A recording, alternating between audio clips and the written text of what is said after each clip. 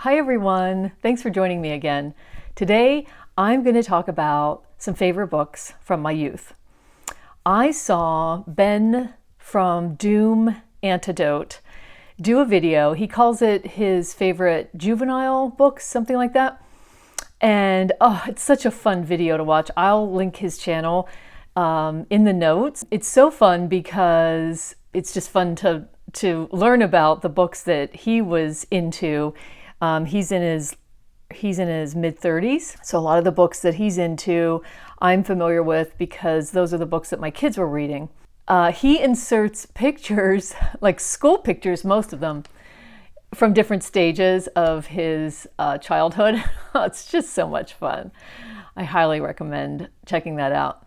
So I have notes here because most of these books I don't have, and I just wanted to make sure I wasn't missing anything. I've kind of broken down favorite books into just chunked them up into categories. I'm going to talk about some early books and then chapter books. So when I'm a little older, still in grade school, and then as I move into junior high, which in our area started in 7th grade, I'm going to talk about movie-based books because those were all the rage in the late 70s, and then horror, which was also really popular for teenagers to be reading. And then I'll end with a couple honorable mentions, but let's get started. So I was a young reader. I started to read when I was 4, and so I was reading Caldecott Award winners, Newbery Award winners, those kinds of books. My mom would buy me those types of books for Christmas. They would come in these wonderful sets, and that really introduced me to a lot of books that were for younger readers. And two of my favorites are Charlotte's Web and Stuart Little. I think they were written in the, I have down here 1950s by E.B. Webb. From an early age, right out of the gate, I loved like anthropomorphized animal stories through the introduction of the pig and the spider in Charlotte's Web, and then of course Stuart in Stuart Little. I don't remember if there's other talking animals in Stuart Little or if he's just in human land. I don't recall how that story went, but I certainly recall the little illustrations in that book, and I must have read Charlotte's Web, a gazillion times. And then A Cricket in Times Square. I did pick this up at the library when I was there over the weekend because I just wanted to see if they had the iconic cover. This is the one I remember with the big fat cat face peeking into the mouse hole, I guess it is. This has so many great illustrations in it. I've marked some because when I paged through this book, I remember seeing these illustrations. There's the cricket. This cricket. Oh my God. Look at this one. Oh, but this cricket, is his name Chester? I never really remembered his name until I read it on here, but he ends up in New York City because he ends up jumping into a picnic basket and making his way back to the city, and he finds himself in the subway station in Times Square, and that's where he meets the cat and the mouse and a couple other people and the boy in this story. There's a boy in the story, and the boy finds the cricket, and the story launches from there. So fantastic, classic book. The next book, so a little bit longer and a little more mature in its writing, is The Phantom Tollbooth. Now, I distinctly remember getting this book when we lived in Missouri for a couple years, and that would have been when I was in 3rd and 4th grade. So I remember it being, I could read it. It was probably, certainly the themes weren't really connecting with me, I think, but I appreciated what I could understand about it. This is a story about Milo, and first of all, the illustrations in this book are amazing. I read that they were done by Norton Juster's, not roommate, but his neighbor that he was friends with, like this guy, Jules Pfeiffer, lived downstairs. And Jules did the illustrations. The illustrations just made this book for me. It really made it come alive. So Milo is this very bored boy, and he's in his room, bored to death, and a toll booth, like this cardboard toll booth, appears out of nowhere. And he walks in, and I guess it transports him, like he walks through and it transports him to another land. And I wrote down here, oh, it's the Kingdom of Wisdom. And he meets I think the first, I don't want to say person, but the first thing that he meets in the Kingdom of Wisdom is Talk, the watchdog. And the illustrations of Talk are just so endearing. That was one of my favorite parts of the book, is Talk. And so it's a story that an adult could appreciate. There's a lot of puns and wordplay. He's brought into this land where there's like two villages. One is Dictionopolis, the other is Digitopolis, and these kings are fighting about what's more important, letters or numbers or math. And the princesses, I don't remember why, they've been exiled to an island. They are Rhyme and Reason. And there's all these characters that he comes across in this land, and I think he's helping to try to solve, I don't know, maybe get the princesses out of exile. I don't remember, but it's such a great book. I just will never forget it. I just remember it being like next level reading for me. Another book, this is by the time we were in Pittsburgh, so that means I was at least in 5th grade, that I was reading, was The Mixed Up Files of Mrs. Basil E. Frankweiler. This story is right up my alley. So the girl who's a little older in the family, her name's Claudia, and her baby brother James are a part of the story, or the main characters. Claudia wants to run away, and so I guess they live in New York City, and she runs away, and somehow, and she gets her brother in on this.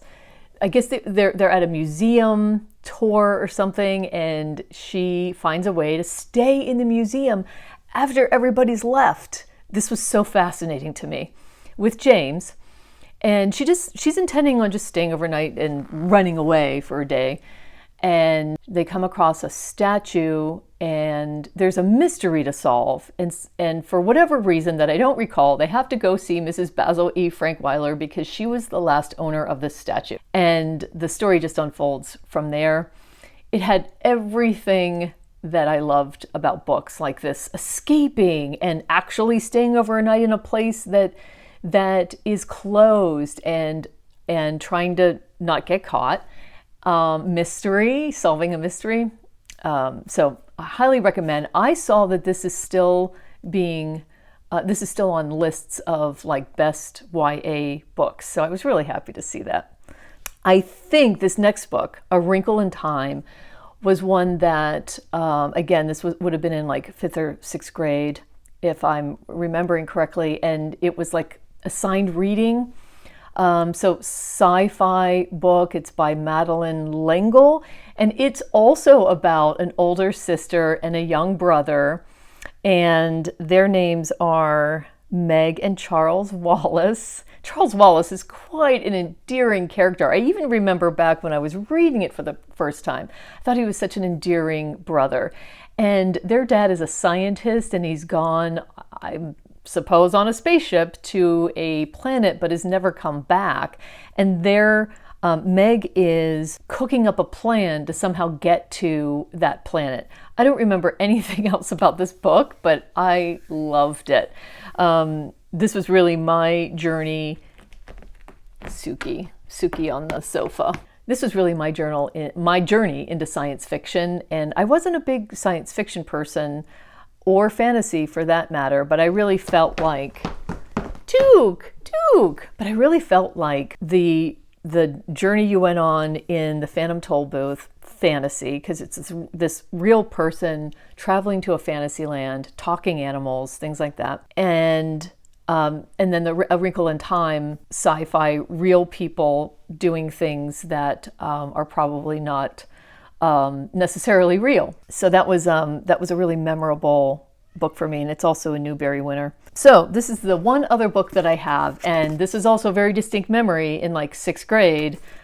Watership Down by Richard Adams. So when I spotted this book in the school library, it was a huge hardback chunkster, and you probably all remember the original cover, which is beautiful. It's got a rabbit head on it. I can visually remember seeing that book on the shelf, and I thought, well, if it's in this library, I mean, this is a school that goes up to 6th grade, so I guess it's meant for elementary school kids.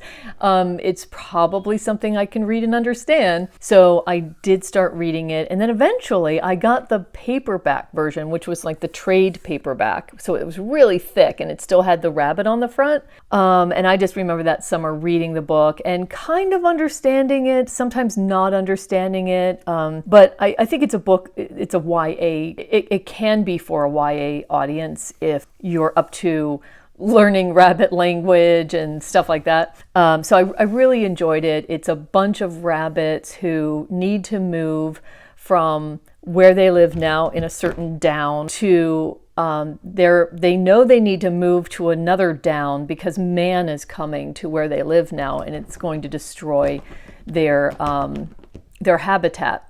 And I read in this introduction that Watership Down is a real place, and it's a place that Richard walked a lot with his dad. So there's a map in the front, and I do remember the map and some of the animals, and I do remember crying. Yeah, it's quite a journey of a book. Fiver is a name of a rabbit that I recall, and Chief Rabbit and Hazel are some of the names of the rabbits that I recall. All right, moving on. Still in chapter books, 2 more types of books to talk about. This is also a time period where I was getting into mysteries. I spent a whole summer reading all of the Encyclopedia Brown books. I tried to get them out of the library, but they have such modern covers that it was a little disconcerting for me. So I was hoping to see one at the library that had a cover from the 70s, but I'll find one and put one up here while I'm talking. But Encyclopedia Brown, a boy solving mysteries, that's all I remember.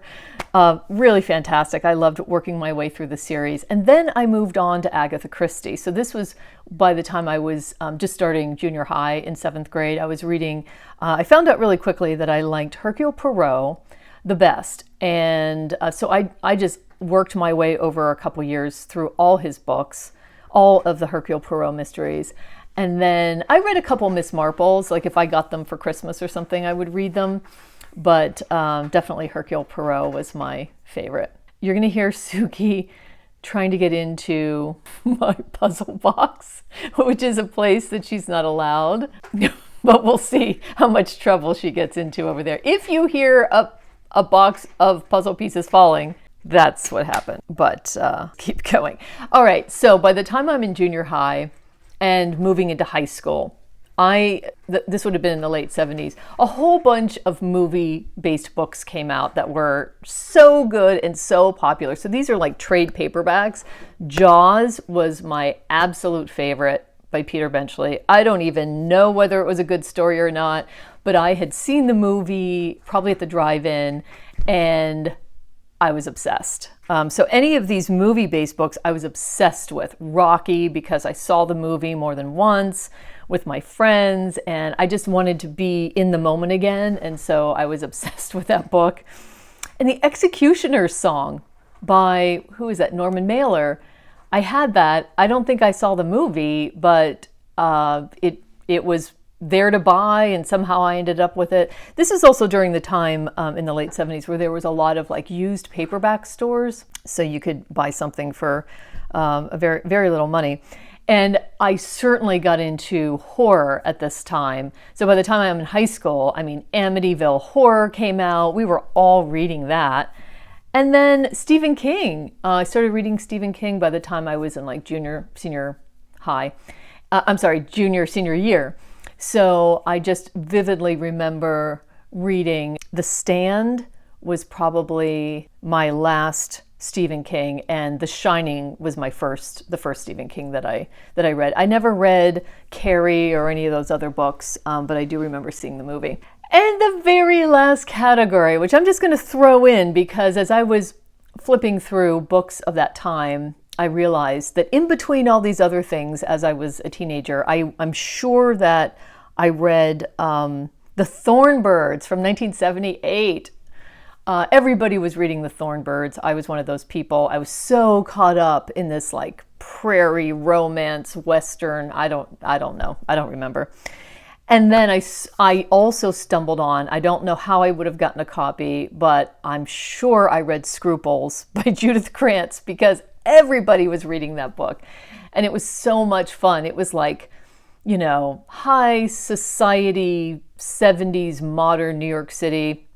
I'm guessing, I don't remember, but, you know, just this woman who was doing whatever she wanted and having sex whenever she wanted. I don't know, but it was really fun. So that's it. I will be signing off here in a moment with our Suki, who is doing whatever she can to get in trouble behind you. And now I'm going to see if I can turn the camera. Yep. She's staring probably at a chipmunk that's on our front porch. That's where the chipmunks usually are. So she's getting ready to pretend like she's going to attack. Aren't you? But you're not really going to. No. I would love to hear about your favorite books from your youth. I am sure in your comments, you will come up with something that I have forgotten, whether it was from my time period or not. But I would love to hear your faves. And thanks for joining me again. And I'll see you on the next one.